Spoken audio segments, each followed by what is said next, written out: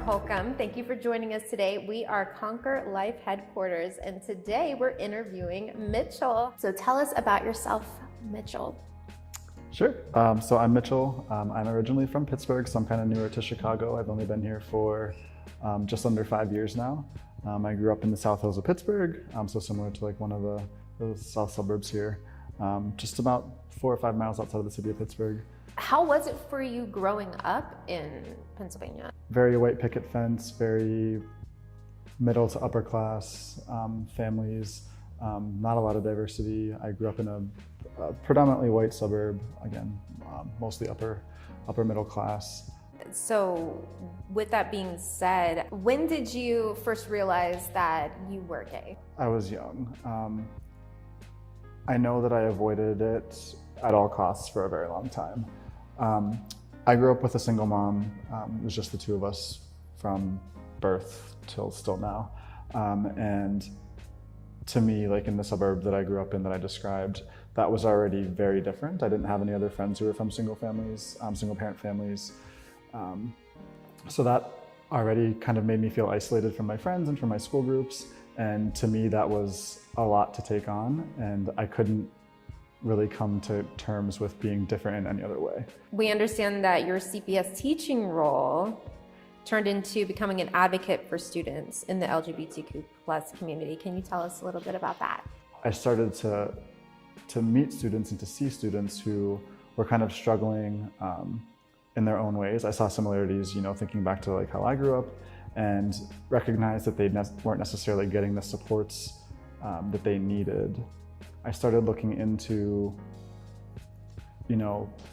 ways that I could be an advocate for them, and I was doing things, on my own, just in my own classroom and with visibility and things of that nature. And then as I started to learn more about the district, I realized and came to find out that there are lots of supports in the Chicago Public Schools district, and that teachers just kind of needed to seek those out in order to make them available to the students.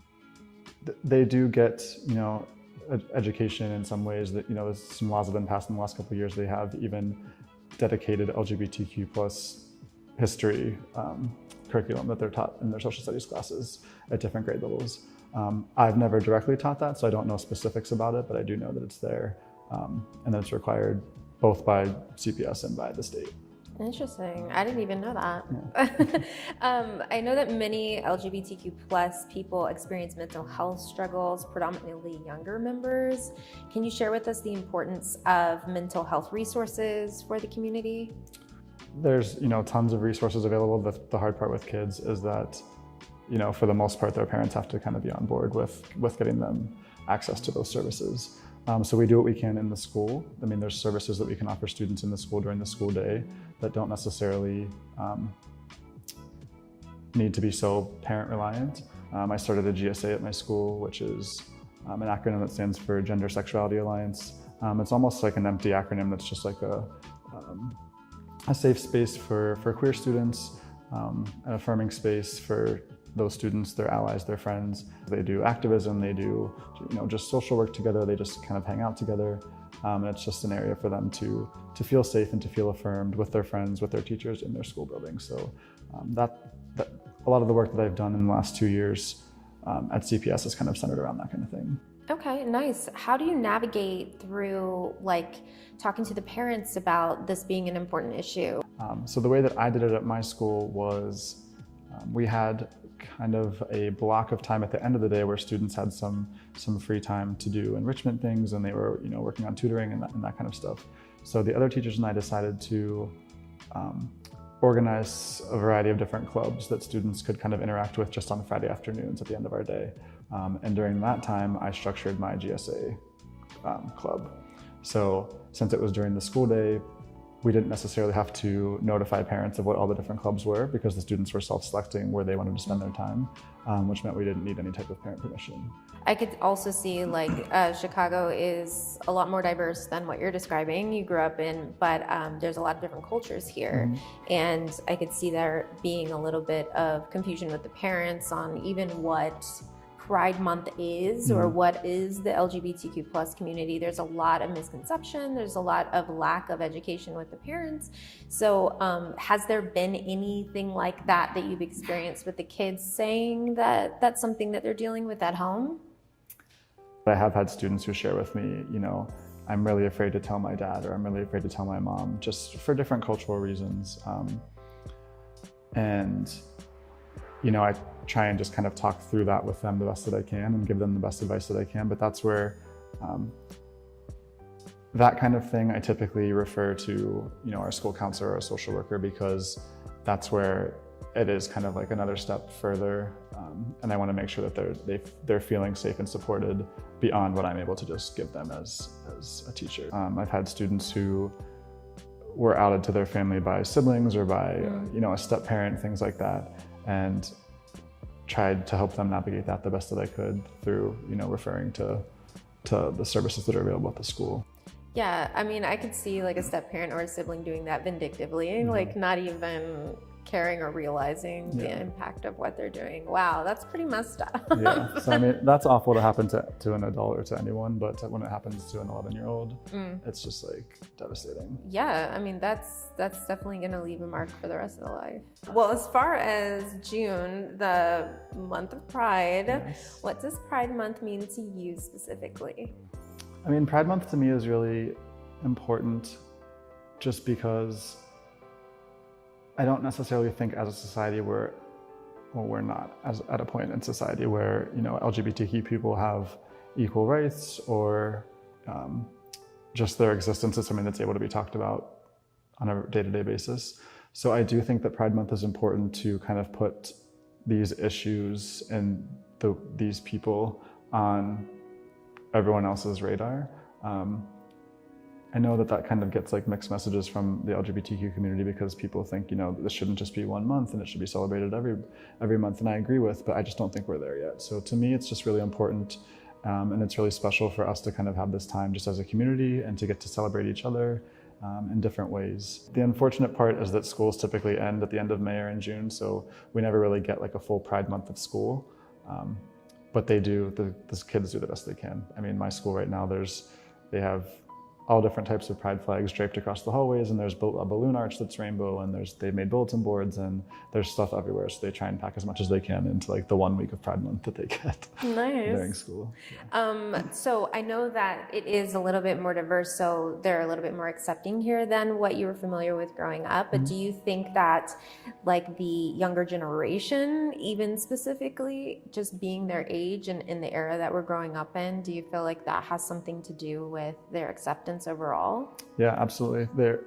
Even straight presenting students, or just students who do identify as straight, anything like that, they're all very much more versed in talking about anything, identity, emotions, feelings, mental health. They can talk to each other about different things. Third, fourth, fifth graders at the school that I'm at now talk about pronouns and what their pronouns are, and sharing each other's pronouns and why that's important. You can have those conversations with an adult, and adults don't get it, but kids today, just like, it's so much more a part of their vocabulary and a part of kind of what they've grown up with.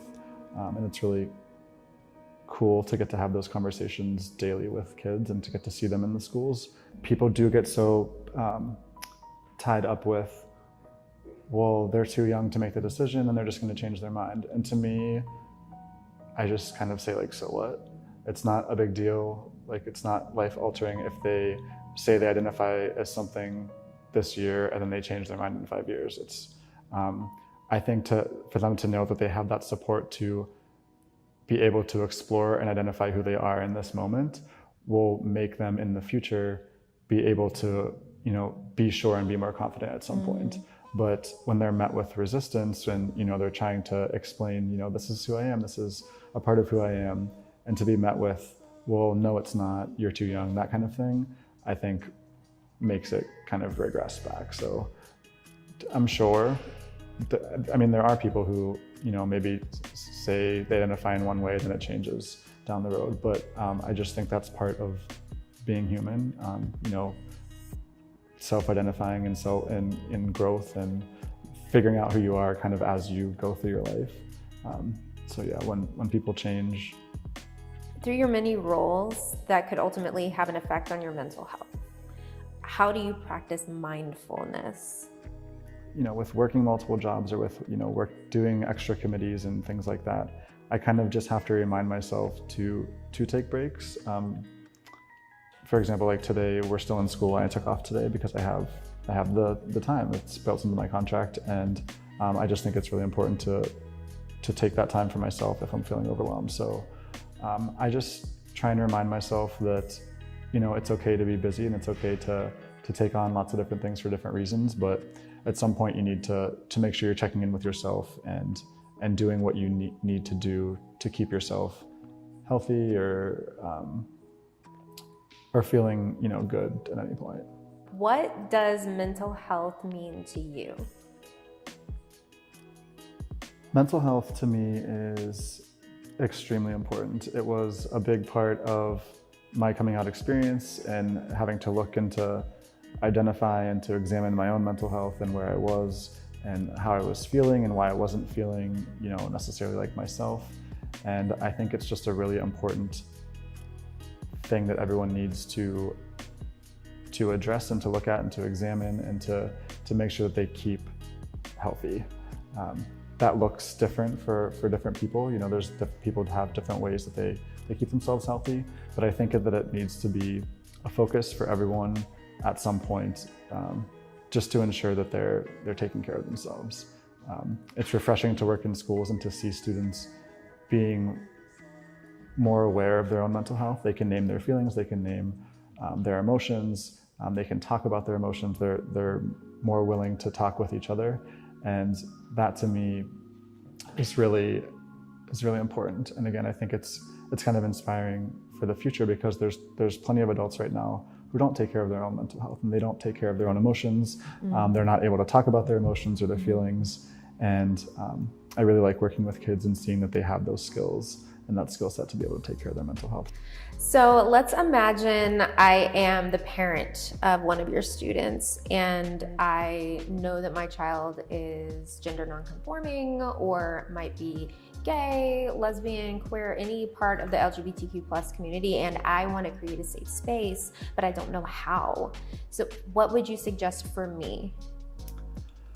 Yeah, I think that happens a lot. People, parents, adults, siblings, whatever, they want to have all the answers and they want to be able to do everything for their kid or their student. And to me, that's kind of like the wrong mentality.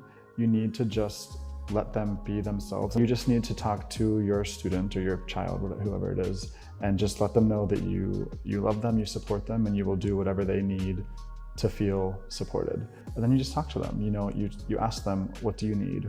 What will make you feel better? How are you feeling? Do you feel comfortable sharing? What do you need to feel comfortable?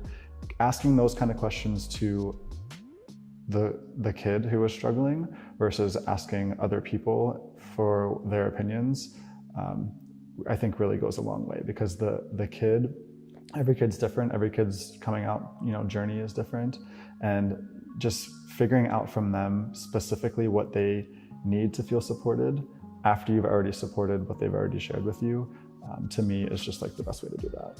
Well, thank you so much for your time, Mitchell, and thank you viewers for tuning in. We will see you next time. Remember, together we climb.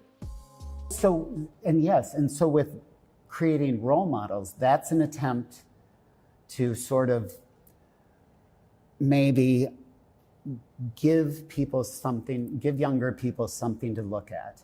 Tricone, the South Asian collective, there's a South Asian group of gay Cs and gay Rabs and Gaysians, and I guess they've been around for a long time, you were telling me. Yes. I didn't realize, and that was my first experience of people of color, and specifically South Asians that were gay and bi and all sorts of sexualities. And I mean, these are like some of the most beautiful people I feel like I've ever seen in my life.